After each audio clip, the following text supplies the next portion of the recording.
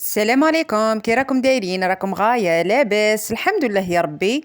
ان شاء الله يا ربي هذا الفيديو تاعي يلقاكم بخير وعلى الف خير. نشكر كاع المشتركات الوفيات اللي دخلوا القناة تاعي واللي زاروها وشافوها، نشكركم بالبزاف ونقولكم مرحبا بكم في القناة تاعي، قناة ندوش الجزائرية.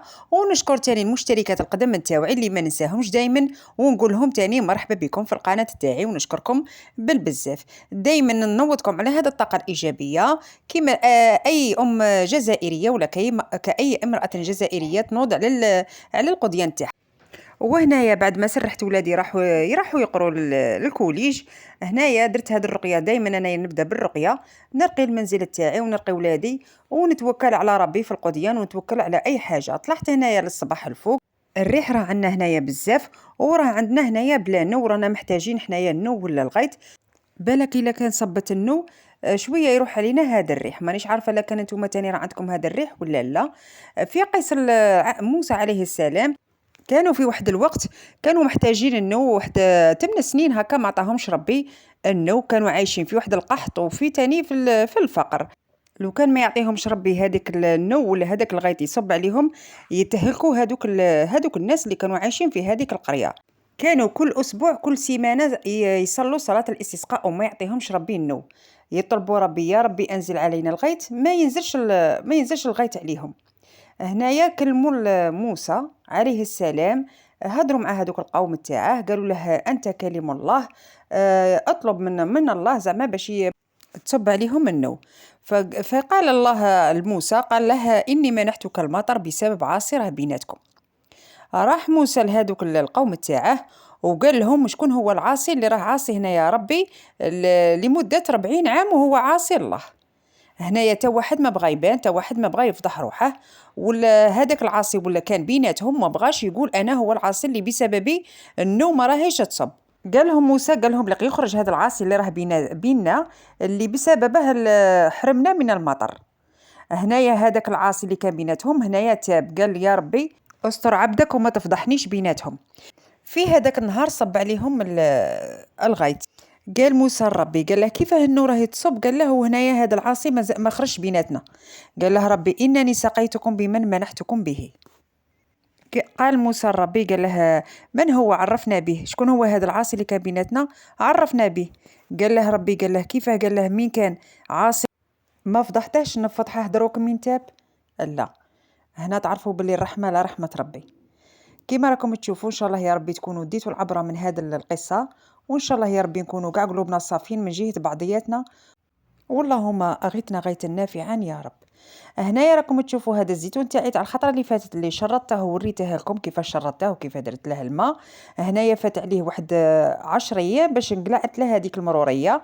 كل يوم نبدا نبدل له في الماء. اليوم بدلت له الماء التالي ودرت له الملح بهذيك الطريقه اللي شفتوني كي درت لها، وزدت له الورق تاع الرند هنايا. ومن الفوق تاني باش ما ديرناش هذيك الطبقه اللي راكم عارفين هذيك اللي دير كي الضباب وما تخليش الزيتون يطيب غايه، درت له شويه تاع زيت زيتون. وهنا تاني راني نقارع يجيبوا لي البسباس، دوك نقطع البسباس تاني كيما نقولوا عيدان صغار ونديرهم في هذاك الماء وتاني ونزيد له الزعتر. ونروحوا دروك مباشره الوصفه تاعي اللي غادي نديرها. غادي ندير اليوم السلق مقلي، ما فيش مقادير بزاف. كيما راكم تشوفوا فيا هنايا راني نقي فيه من الحشيش اللي يكون في وسطه. هنايا دائما نفقدوه نشوفوا شا كاين في وسطه. هنايا نقلع كاع داك الحشيش الزايد ولا كاش حشرات ولا حاجه نفقده. هنايا قلعت هذيك الجدره كيما راكم تشوفوا الطريقه تاعها، قلعت ديك الجدره نسحق انا هنايا غير هذوك الورق اللي نفورهم ونقليهم. قشطه هنايا كاع قطع صغيره كي شغل صغير بزاف باش بالخف يطيب لي ولا بالخف يفور كيما الطريقه اللي تبغوها نتوما. سوا يكون هنايا تفيضوه في الماء ولا تاني تنجموا تفوروه في القدره والكسكس. هاد الوصفه تجي بنينه بزاف، تبعوا غير الطريقه وانتوما تفهموا طريقه التحضير كيفاش دايره. ونقول لخواتاتي اللي راهم يتفرجوا فيا لحد الان، ديرونا الجيم، ديرونا الاشتراك، ديرونا البارطاج وتفعيل زر الجرس باش يوصلكم كاع الجديد. ونشكر كاع المشتركات تاوعي مره اخرى. كيما راكم تشوفوا طريقه ها هي ولا راني نغسل فيه هنايا مليح مليح. راكم عارفين السلق هنايا على برا يكون عريان يكون فيه التراب، راكم عارفين تاني يسقوا يديروا له هذوك المبيدات والحشرات تاني يكونوا عليه. اما لي هنايا اللي نغسلوه مليح شحال من خطره نتاكدوا باللي صايي ما راه فيه حتى حاجه.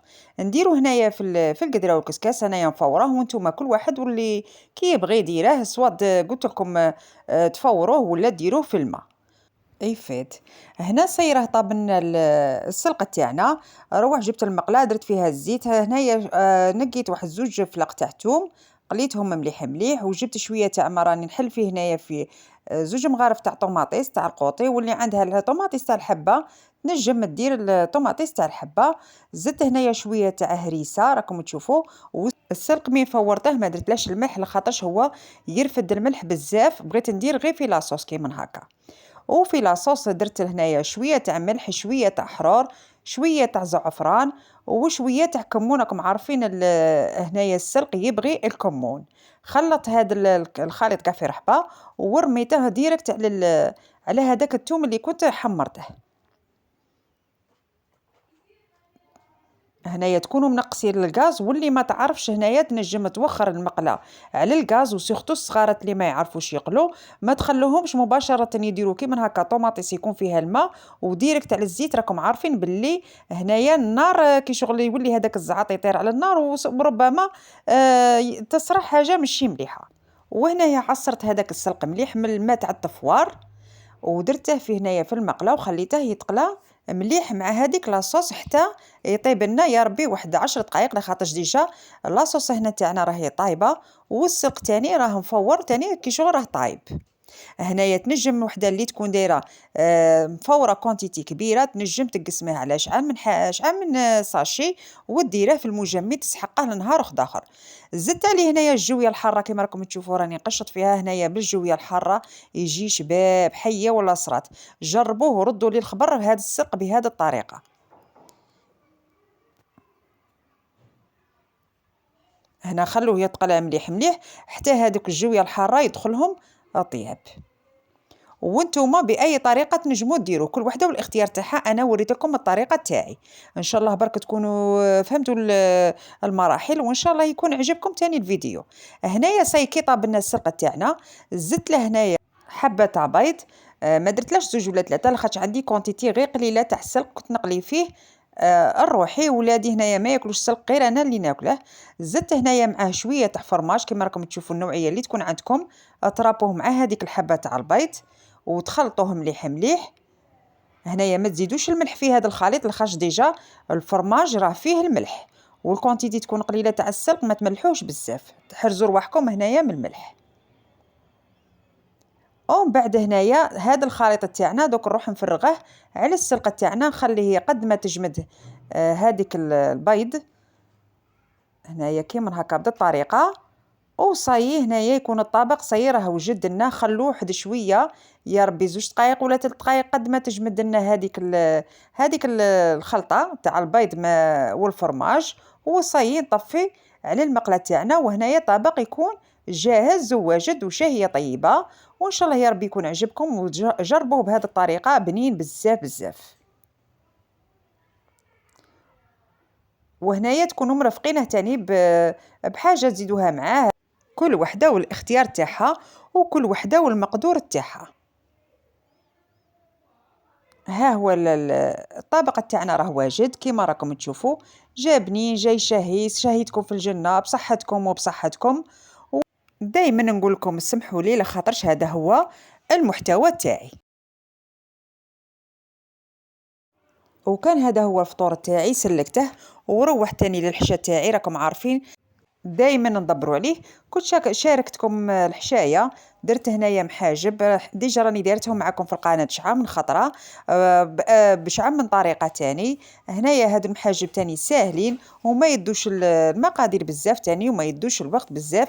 ان شاء الله برك نكون فدتكم بهذا الفيديو تاعي ونشكر كل واحد ولا كل وحده زارت القناه تاعي سواء داخل الوطن ولا خارج الوطن. نقول لهم نشكركم بالبزاف ومرحبا بكم في القناه تاعي. وكان هذا هو الحشا تاعي راني شاركته معكم وكل الروتين تاعي اليومي راكم شفتوه وراني معاكم دائما. طلبوا وليداتي مني باش ندير لهم المايس تاني للسهره كي كملنا حشانا درت لهم شويه تاع مايس راني شاركتكم تاني ونقول لكم نتلاقوا في الفيديو ان شاء الله الجاي. وسلام الى احلى مشتركات. الخير.